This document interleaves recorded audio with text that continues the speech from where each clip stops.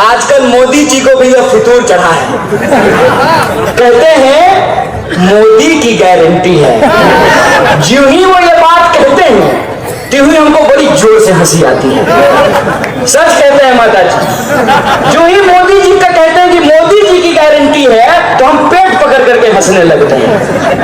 अभी करवा चौथ हुआ था, करवा चौथ तो चलनी में चांद देखे होंगे, उसके बाद अपने स्वामी जी को देखे होंगे।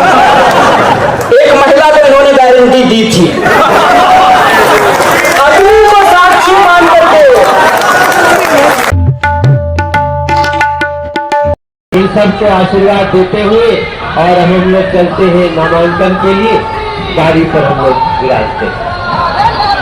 नमस्कार, मैं रजनीकांत, आप सभी का चुनावी चौपाल में बहुत बहुत स्वागत है। आज हम बात कर रहे हैं उस बिहारी की जो मनोज तिवारी का टेंशन दिल्ली में जाकर बढ़ा रहे हैं। जी हाँ, आपने बिल्कुल सही समझा। हम बात करें कन्हैया कुमार की।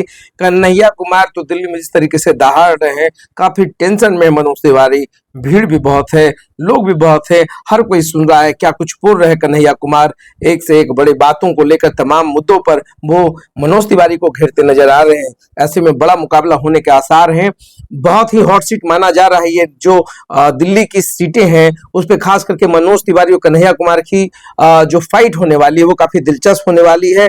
बीजेपी के सांसद मनोज तिवारी ने नामांकन कर दिया है उत्तर पूर्वी दिल्ली से तीसरी बार चुनावी मैदान में। इधर कन्हैया कुमार बिहार से चुनाव उन्होंने लड़ा था बेगूसराय से, मगर वो हार गए थे। इस बार फिर से वो दिल्ली में मनोज तिवारी के सामने हैं। और कल जिस तरीके से कन्हैया कुमार एक से एक बातों पर हमलावर थे बीजेपी के तमाम बड़े नेताओं की, तो वो धज्जी और धुआं धुआं उड़ाते हुए दिखे। क्या कुछ नहीं कहा है, हालांकि नाम नहीं लिया, मगर बहुत सारे तंजिया जो लहजे कुमार के खास करके नरेंद्र मोदी के ऊपर खासे ही हमलावर दिखे।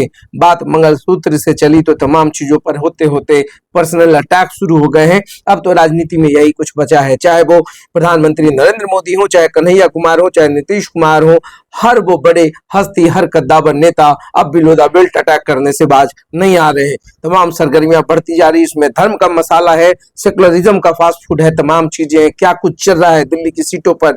मनोज तिवारी दावा कर रहे हैं कि हम यह चुनाव जरूर जीतेंगे और लाखों के अंतर से जीतेंगे। इधर कन्हैया कुमार सवाल पे सवाल करते जा रहे हैं। हाल फिलहाल मनीष कश्यप बीजेपी में शामिल हुए हैं, उन्होंने तो यहां तक कह दिया कन्हैया कुमार को पाकिस्तान से चुनाव लड़ लो। अब आप देखिए कि भारत की राजनीति में क्या कुछ होना शेष है। जो तमाम राजनीतिक उद्देश्य थे, जो एथिक्स की बात होती थी, नैतिकता की बात होती थी, मोरल्स की बात होती थी, अब कहीं नहीं है, जीरो पर है। बड़े हो या छोटे नेता, हर कोई below the belt, personal attacks, तमाम चीजें कर रहे हैं। और कुछ समझ में नहीं आ रहा कि पूरा विश्व इसको देखता है, क्या कुछ असर पड़ेगा। वोटर्स क्या समझेंगे, देश की युवा पीढ़ी क्या समझेगी कि संसद में बैठने वाले लोग इतने स्तर को गिराकर बातें क्या करते हैं। कोई मर्यादा नहीं है, कोई संयमता नहीं है। भाषाई तो अगर आप भाषा की बात करें तो जिस तरीके से अमर्यादित भाषाओं का प्रयोग हो रहा है, तंज कसे जा रहे हैं, जुमले कहे जा रहे हैं, तमाम चीजें कही जा रही है। कोई नरेंद्र मोदी के बीवी पर कटाक्ष करता हुआ दिख रहा है। क्या देश की राजनीति इसी मोड़ से होकर गुजरेगी? क्या देश की राजनीति में सत्ता हासिल करने के लिए अपने शब्दों को, अपने अमर्यादित भाषाओं का बोलबाला होना, क्या यही एक सत्ता के शीर्ष तक पहुंचाने का रास्ता है, या कुछ अपने मुद्दों पर भी बात किया जा सकता है? एक तरफ जब नरेंद्र मोदी मंगलसूत्र की बात कर रहे हैं तो कन्हैया कुमार वही बताने की कोशिश कर रहे हैं कि मोदी की गारंटी का मतलब क्या, जो अपने मंगलसूत्र मतलब पत्नी के ऊपर वो तंज था कि जो अपनी पत्नी के मंगलसूत्र की गारंटी नहीं दे सकता, वो देश की अन्य लोगों की बातें क्यों करता है, या देश के अन्य लोगों की गारंटी क्या देगा। पूरी हदें पार होती हुई दिख रही है। कोई देशद्रोही कह रहा है, कोई पाकिस्तान जाने को कह रहा है, तो कोई मंगलसूत्र पे बात कर रहा है, तो कोई प्रधानमंत्री की पत्नी पर टिप्पणी कर रहा है। क्या कुछ इसका प्रोटोकॉल्स मेंटेन होगा? हालांकि दिल्ली में जो भी सियासी उठापटक है, मनोज तिवारी साथ में राजनाथ सिंह हैं, आज उन्होंने नामांकन का पर्चा भरा है, तमाम तामझाम देखने को मिल रहा है। हर कोई जो अपने आप को हिंदू राष्ट्रवादी या देशभक्त होने का दावा कर रहा है, मगर न तो देश की चिंता है, न राज्य की चिंता है, न दिल्ली की चिंता है। आप पार्टी केजरीवाल का समर्थन जरूर मिलेगा कन्हैया कुमार को। कल वो सुनीता केजरीवाल से मिलकर आए हैं।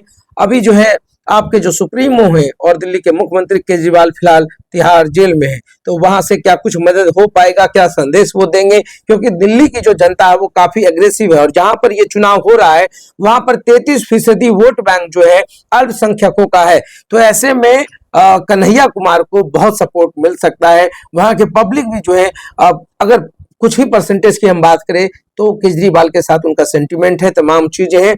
पढ़े लिखे वर्ग में अभी भी केजरीवाल काफी लोकप्रिय हैं। तो दिल्ली की जो सत्ता है, जो जिस दिल्ली पर पूरा हुक्मरान लगा हुआ है, बड़े बड़े कद्दावर नेता लगे हुए हैं, तो जो आसार होता हुआ दिख रहा है, ये बहुत बड़ा फाइट होगा। दिल्ली की जो सबसे बड़ी हॉट सीट बनेगी वो मनोज तिवारी वर्सेस कन्हैया कुमार। कन्हैया कुमार जेएनयू के स्टूडेंट रहे हैं, काफी कुछ रहा, देशद्रोह का मुकदमा झेल चुके हैं और जो भी तमाम चीजें हैं, और यही कारण है कि विपक्ष को जब भी मौका मिलता है तो कन्हैया कुमार को देशद्रोही बताने से पीछे भी नहीं हटते हैं। और इधर जब कन्हैया कुमार पलटवार करते हैं तो उनके पास शब्दों का वान होता है, प्रश्नों की बौछार होती है और उस वक्त जो अपोनेंट्स होते हैं वह कुछ भी बताने से बचते हैं। तो यह पूरा मामला है दिल्ली के लोकसभा सीट का, जहां पर पूरा जो एक कुनबा है बीजेपी का, वो जो है कैंपेनिंग कर रहा है मनोज तिवारी की तरफ से, और कन्हैया कुमार जिसके साथ में अब आपका जो तमाम वोट बैंक है या सपोर्ट्स वो होता हुआ दिख रहा है। खुद कन्हैया कुमार को सुनने वाले लोग भी बहुत हैं। तो बहुत ही दिलचस्प मुकाबला है। देखना भी दिलचस्प होगा कि मोदी की गारंटी चलती है कि कन्हैया कुमार जो बातें कर रहे हैं क्या उनकी गारंटी चलेगी, कांग्रेस आएगी तो क्या होगा और बीजेपी आएगी तो क्या होगा। तो देखते रहिए सार्थ। बहुत बहुत धन्यवाद।